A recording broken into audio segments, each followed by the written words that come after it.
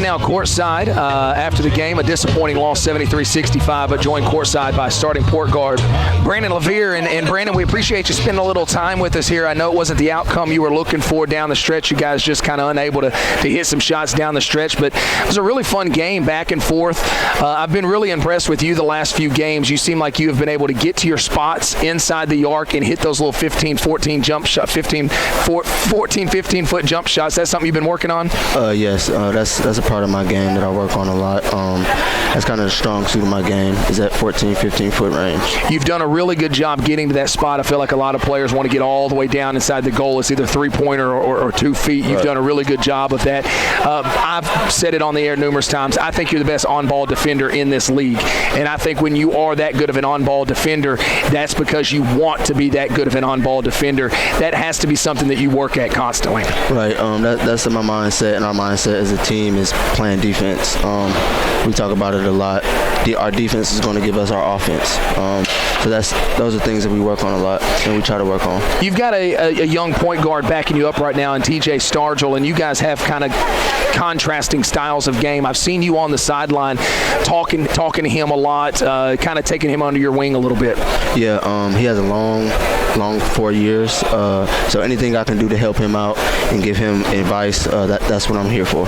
Boy, this conference is just tough, isn't it? I mean, you battle this team back and forth. You're in the game the entire game. You hit a lull down there the stretch where you couldn't hit shots from the field. They come in here and they still won, but still a lot of opportunity in front of you. You got a week off. You'll be able to rest a little bit before we hit the road next week up to the Cumberlands. We appreciate you joining us here today. Tough loss, but good luck moving forward. Thanks. That is starting point guard Brandon Levier. We'll take one more quick break. We'll come back with head coach Jeremy Lewis. Comfort Suites is a Coach Jeremy Lewis. And Coach, let's start there with that young man we just talked to. Brandon Levier continues to impress me early in the ball game. Got to those spots again. We've talked about that lost art of the short-range jumper. He does a really good job, but I continue to say I think he's the best on-ball defender at the point guard position in this league. I love B to death. I think LJ Coward would have something to say about that. And the kid from Shawnee is pretty good too. B typically is good. I think if you sat him down by yourself and asked him today, did he do a good enough job on the ball, he would tell you no. I thought 23 got some baskets on him today in the second half, and 14 got downhill on him a few times as well. Give those kids some credit, man. I thought they played really well. Campbellsville played well today. They made shots when they needed to. They were 9 for 20 from 3, and we talked about we got to be able to run them off the line and make them score twos. They have to score twos to beat us. We can't let them jump up and make threes. They almost shot 50% from 3. You know, it's you put a game plan in, you give a scouting report, you tell the guys what you got to do to win a game. We can't step out as coaches and play for them. We can't stop possessions when they mess up. It's not practice, you know what I mean? They got to be able to step out there in these game situations and execute when the time comes. I thought there was a really good flow to the first half. Both sides were scoring. Both sides were making shots. At halftime, we talked as a staff, and I said, look, this is us this year. We're going to hit a spot in the second half, and I'm not trying to speak it into existence, but we're going to hit a spot where we go 4 minutes without scoring. It happened again at the end of the game. We were on 65 for forever, and we were on 62 or 63 for a while before that. You know, we've got to be able to find a way in situations, especially when, you know, we're down 2 possessions and we keep getting stops. We finally found some rhythm. We got 4 or 5 stops in a row. We couldn't come down and score. We missed 4 layups. 2 really point-blank layups and then 2 other shots in the lane that we need to go down. We got to find ways to get Jalen Duke more touches, but at the same time, he's got to fight to get the ball. And there's too many times where guys sit on top of him and Jay Duke stops fighting for the ball. 8 for 8 in the second half from the free throw line. No field goals for Jay Duke in the second half. Yeah. And I love the fact that he got to the free throw line. Yeah. And when he's going to the free throw line, it's usually because he's getting offensive rebounds, which that is the one thing when people deny him that he does a good job of doing. He kind of weasels his way down to the block.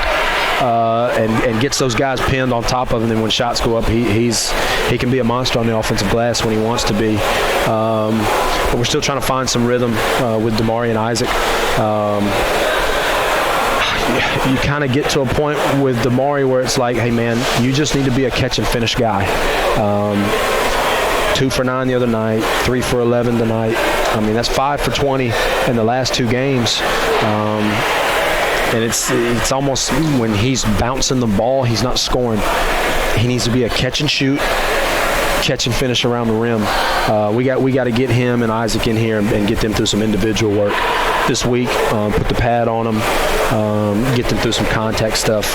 And I just told them in the locker room, John, don't get it. This league doesn't stop. This is a tough game. It's a tough one to lose. Give Campbellsville a lot of credit. They did what they had to do, you know what I mean? And now we got to sit on this for a week, and we go to the Cumberlands, who's playing extremely well. Yeah, I mean, extremely well. I know Georgetown's #1 right now. University of Cumberland's maybe playing better than Georgetown right now. I think they're playing really, really good basketball. So we got our work cut out for us right now.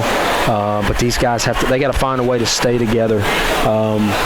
It's hard when you fight like crazy and you can't figure out a way to win. To find those winning possessions at the end of the game. And we've had plenty of games this year where we found them. We've had some where we haven't, and now we've had 2 games in a row where we've kind of fizzled out the last 5 minutes of a game. That's frustrating for me as a coach because all you do is sit there and try to figure out ways to help your guys. But they've got to be able to help each other out here on the floor in crucial situations and to find a way to get things done together. We didn't do a good enough job of that over these last 2 games. Like I said, I think you give Campbellsville a lot of credit. They made it hard. They made it hard on us when they had to. They made it really hard on Jay Duke tonight.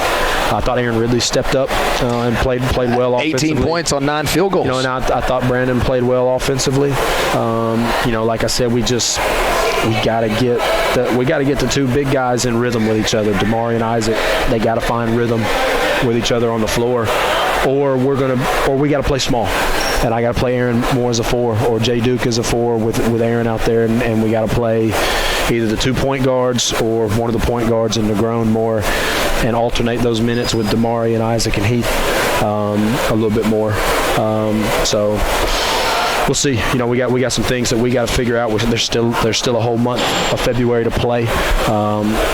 We've still got 6 games ahead of us, 2 on the road, 4 at home. I like that for us. There are winnable games out there. I keep telling them every game's going to be a war. They're all going to be this. They're all going to be just like this. None of them are going to be different. So we got to find a way to figure out how to win these tight games. Well, Coach, it is a tough one. As you said, Aaron Ridley got the production out of him you were looking for. Damari, his 3 made field goals, 2 were actually from behind the arc. He's shooting that ball with a lot more confidence. You did get some good play out of some other players as well, but in the end, as you said, that last 7 minutes of the game just, I think 1 field goal the last 7 minutes of the game really struggled. There it is. But Damari made 2 threes, and they were what? Catch and shoot. Catch and shoot. Catch and shoot off a downhill ball screen, and his guys got sucked inside the free throw line. We went north and south towards the rim. He caught it. He settled. He let it go.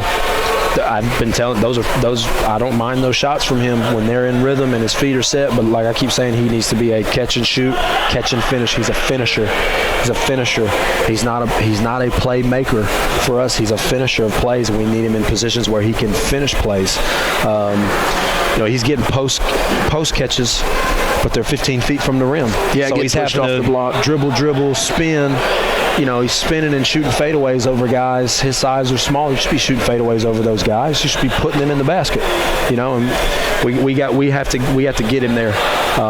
So we got stuff we got to get figured out, John. But a lot of ball still in front of us, man. I still like my guy. I love this team. I keep telling them that, like, guys, I don't want to coach anybody else. I just want to coach you guys. But we got to figure this out, man.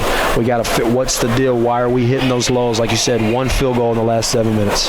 1 field goal in the last 7 minutes, and it's not like we didn't have opportunities to score. When you get those opportunities, you got to take advantage of them. And nobody had more than a 6-point lead up until that point, and that was really the difference in the ball game. Got some time off here. Hopefully you'll be able to get the guys out there and maybe find some of that chemistry you're looking for. Get some well-needed rest as well. Get a little bit more healthy, and we'll hit the road next Saturday. All right, John. Appreciate it, Coach. That's head coach Jeremy Lewis. We'll be back with you again on Saturday. Again, no game on Thursday. You can listen to the game next next Saturday right here at GoCumberlandAthletics.com. We appreciate you tuning in tonight, ladies and gentlemen. We'll talk to you next Saturday. Thank you for listening to Cumberland University Basketball right here on the Cumberland Sports Network, your home for Cumberland Athletics. This season, we will be broadcasting all home games for the men and women Phoenix teams, as well as every Mid-South Conference and postseason game. Make sure to check out GoCumberlandAthletics.com for our next broadcast. This broadcast has been brought to you by Emmanuel Baptist Church, Dr. Bernie C. with Family Medical Associates, Rose Tire and Service, Sports World, Chick-fil-A, Amy Hamilton with Keller Williams Realty, R&M Printing, Creative Graphics, Wilson Emergency Management Agency, Franklin Family Eye Care, Hamilton Springs, Coca-Cola, Dr. Damon Petty with Tennessee Orthopedic Alliance, Enterprise Rent-A-Car, Signs Now, and Comfort Suites. Thank you for listening, and go Phoenix!